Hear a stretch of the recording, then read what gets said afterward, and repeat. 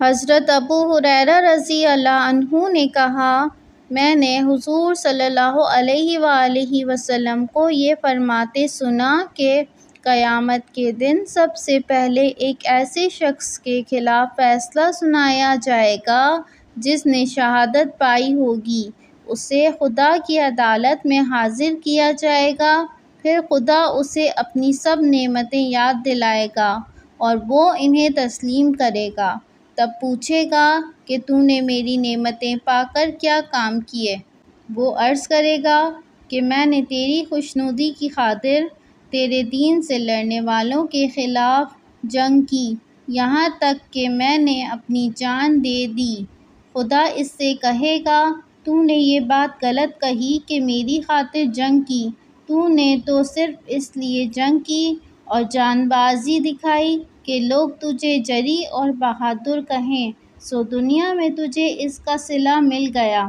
پھر حکم ہوگا، اس مرد شہید کو منہ کے بل گھسیٹتے لے جاؤ اور جہنم میں ڈال دو۔ چنانچہ اسے جہنم میں ڈال دیا جائے گا۔ پھر ایک دوسرا شخص خدا کی عدالت میں پیش کیا جائے گا جو دین کا عالم و معلم ہوگا۔ اسے خدا اپنی نعمتیں یاد دلائے گا اور وہ انہیں تسلیم کرے گا۔ تب اس سے کہے گا، ان نعمتوں کو پا کر تو نے کیا عمل کیے؟ وہ عرض کرے گا، خدایا میں نے تیری خاطر تیرا دین سیکھا اور تیری خاطر دوسروں کو اس کی تعلیم دی اور تیری خاطر قرآن مجید پڑھا۔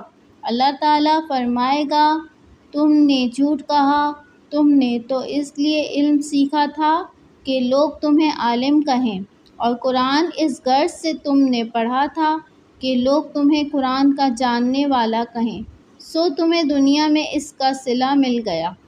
پھر حکم ہوگا، اس کو چہرے کے بل گھسیٹتے ہوئے لے جاؤ اور جہنم میں پھینک دو۔ چنانچہ اسے گھسیٹتے ہوئے لے جا کر جہنم میں پھینک دیا جائے گا۔ اور تیسرا آدمی وہ ہوگا جس کو اللہ نے دنیا میں کشادگی بخشی تھی اور ہر قسم کی دولت سے نوازا تھا۔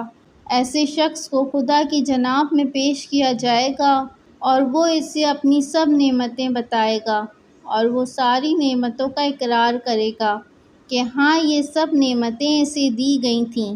تب اس سے اس کا رب پوچھے گا، میری نعمتوں کو پا کر تو نے کیا کام کیے؟